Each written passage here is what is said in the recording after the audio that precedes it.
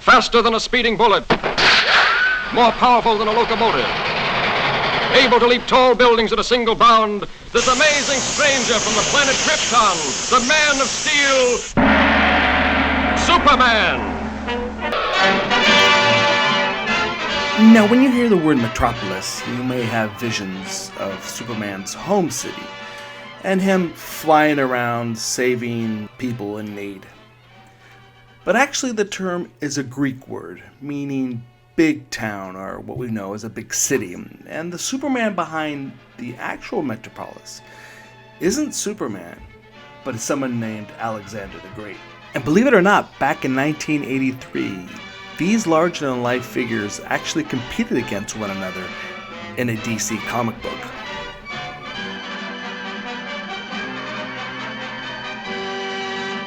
After the passing of his father, Philip II, Alexander the Great ascended to the throne at the age of 20. After an unprecedented military campaign, he expanded one of the largest empires of the ancient world, stretching from Greece to northwestern India. Unlike Superman, Alexander the Great is never depicted with a cape, but what he is depicted with is this long, flowing hair that mimics the mane of a lion, because it took somebody of strength and power to expand from a small town to this large, expansive empire.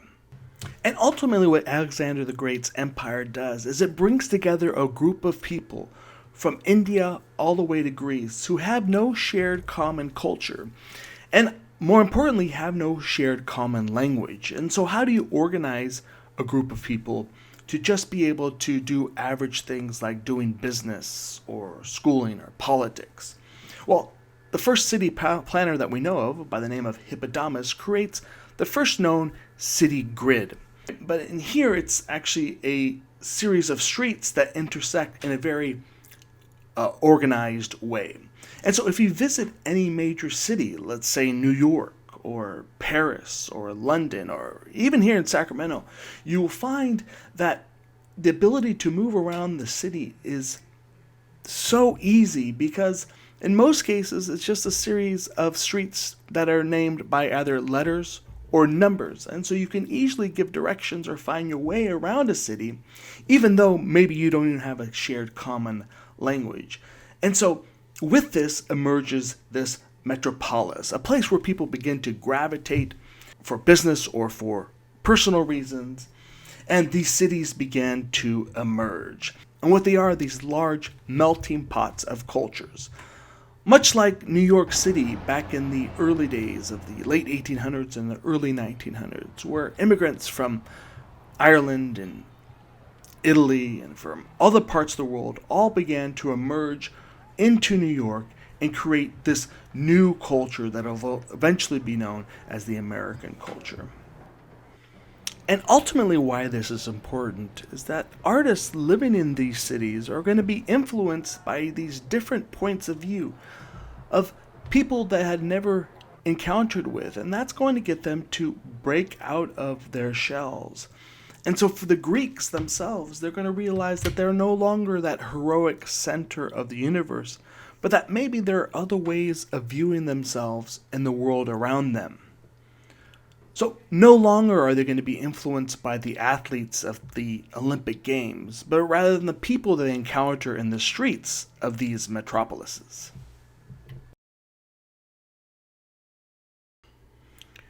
Drive around any major Northern California city, and you may have conflicting feelings. One, you're attracted by the diversity of the cities, the food, the various languages, the various art forms.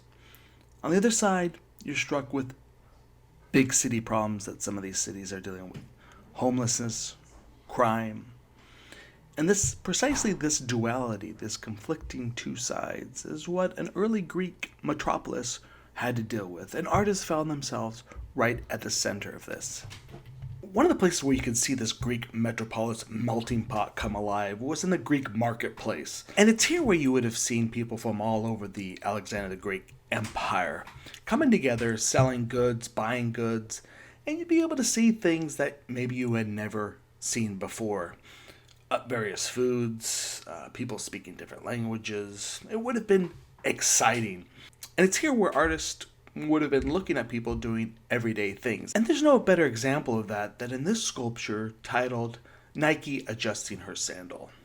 And you have to imagine that Greeks, most of them, wore sandals. And if you've ever worn flip-flops or any type of sandal, you know that at some point during the day you have to adjust them. They slip off. Maybe they're too tight, too big.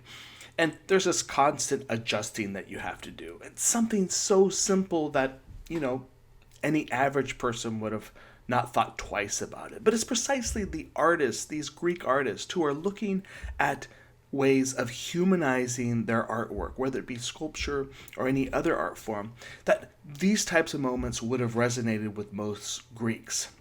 And so you can see, even though we have no head left to this relief, you can see how beautiful this everyday moment kind of comes alive in this sculpture. The cloth around her body flows around her arms, down her legs, back to the other arm, as she bends down and adjusts her sandal. And keep in mind that this is a goddess, and so it gives us another insight into what the Greeks think of the gods. They are humanizing not just the artwork, but they're humanizing the gods as well, right? They are making this really important figure, Nike, doing something very humane. One of the most basic things that you could do as a Greek is to adjust your sandal. And so there's nothing heroic here. There's no spear that's being thrown. There's no disc that's being thrown. There's nothing that is otherworldly about this.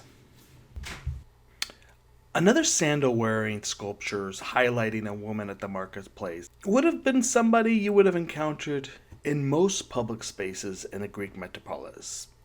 But what's radically different about this sculpture is that it's celebrating age rather than the classical Greek youth.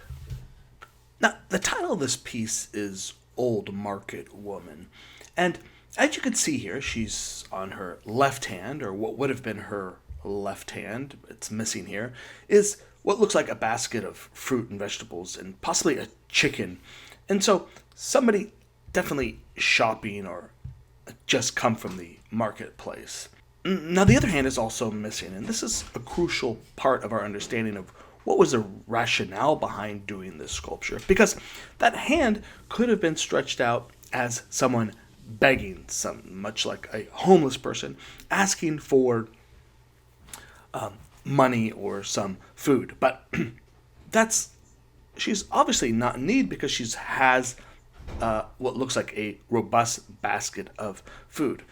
And so in that hand, we think possibly it could also have been her making an offering to a god or goddess. This falls in line with another sculpture that we saw much earlier in the series on Greek artwork, which was the smiling calf bearer. If you remember, this was this young male who had this calf around his shoulders and was on his way to make that offering. This tradition of creating sculptures and making offerings to the gods is a tradition that's been there since the beginning of Greek civilization. But what makes this sculpture so interesting is her age. At no point during the Greek civilization have artists been compelled to create a sculpture that celebrates age, or at the very least addresses it. If you remember back to those sculptures we saw of young women, the kore, or the young man, the kudos, it was all about youth. If you remember the athletes during the classical era, where we had these bodies in motion, right? Those are young, vibrant bodies. But here, in these metropolises, where we're in these big cities, we are beginning to see artists kind of break open what were the norms, and really being able to address and celebrate life in all of its forms. And that's what makes this work exciting. Much like the sculpture of Nike adjusting her sandal, you can see how fabric plays such an important role in this sculpture. You can see how the dress is falling off of her to a certain extent. We could see the kind of skinny, kind of aged body underneath of that. And This is precisely why we thought this could have been somebody in need of food, right? Somebody who was begging. So it's a very important and interesting work that really breaks the mold of what we've seen before in Greek sculpture. No other sculpture radically breaks the tradition of Greek sculpture as does the Aphrodite of Knidos by Praxiteles. You can see clearly why I say that, because in all the lectures that I've given about Greece, none of them have shown a completely nude female. From the beginning, the Greeks were more likely to sculpt Greek males as completely nude. If you remember, in the Archaic period, right? The evolution from that first Kurai all the way to the Critias boy with the introduction of Contrapposto, and then into those vibrant, fluid, moving, athletic sculptures. None of them depicted the female as completely nude. As a matter of fact, the only way we were able to actually get an idea of the female form was how the clothing moved around these female forms. In the early Kore of the Archaic period, you saw that kind of column-like structure of the clothing. And as we moved on and into the sculpture we just talked about of Nike adjusting her sandal, you could see how much clothes and cloth and fabric played a role in the Greek depiction of the female body. This is precisely why Praxiteles' sculpture of the Aphrodite of Knidos is so radical. As a matter of fact, history tells us that he actually sculpted two of these sculptures, one completely clothed, and the other, as you see here, in the process of taking her clothes off. And we assume she's either just getting into a bath or getting out of the bath. But the reason he sculpted two was because he wanted to sell these works, right? As an artist, he wanted to make money, and he wasn't sure if that he could actually sell a nude sculpture of a woman. It had never been done before. So the first sculpture that he sold was the clothed one. And soon after, the island of Knidos was very interested in the nude one and brought it back to the island of Knidos and created this temple to celebrate her.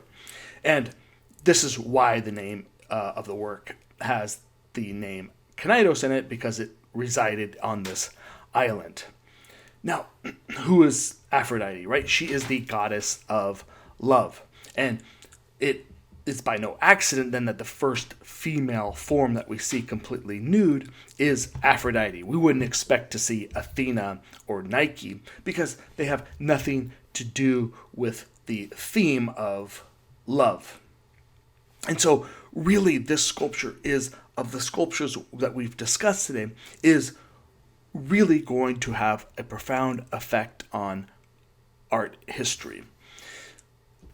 Because it's the first, and it breaks the tradition of only doing male nudes, it is going to have an effect on every depiction of a female for the next 1,000 years. And you can just think about in Christianity with Adam and Eve, and take a look at Eve and the way she's depicted early on in the Renaissance period that we'll get to next semester.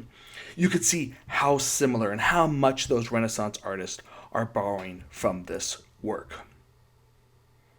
Now, it's soon after this then Greek artists are beginning to become more comfortable with the female nude, and we see many different versions of that. And this work of Aphrodite, Eros, and Pan kind of brings us full circle from where we started with Nike adjusting her sandal, because it's yet another depiction of a woman with a sandal. But in this case, she's not adjusting a sandal. What she's done is she's taken it off what is, if you look at her feet, her left foot, taken it off, grabbed it in her hand, and Aphrodite is about to slap Pan. Now, in a male-dominated society like Greece was, right, men would have been making advancements on women all the time in the marketplace, in the streets of these large metropolises. And one of the ways that women protected themselves, and even to this day in Greece and in places like Italy, is they grabbed their shoe, in this case a sandal, and they slapped the hand. And so what we see here is Aphrodite right before she's going to slap Pan's hand. And so people would have really gotten a kick out of this because they really would have understood exactly what she's doing. Much like a Nike adjusting her sandal, an everyday event, this unfortunately probably was an everyday event as well. Obviously, Aphrodite is nude. Yet again, we have Aphrodite, the goddess of love, nude. Eros is the angeled kind of winged figure floating above, and Eros is Cupid, right, the one responsible for making people fall in love. And then we have Pan, who's this mischievous mythological figure who's always trying to cause trouble. In this case, he's trying to make advancements on Aphrodite, and she's not going to have anything to do with that, and thus is going to slap him with the sandal. And so what you can see here in this lecture is how radically the Alexander the Great's empire changed Greek art by expanding it, by making these large cities, the Metropolis, really forced artists or pushed them to think of art differently and to begin to create works of art that were different from the Greek tradition. Still dealing with the human body, but in some ways making them more human, doing human things like adjusting their sandal, or the old market woman, or the female nude form. All of these things are going to have a profound influence on the artwork that we're going to see in the remainder of the year.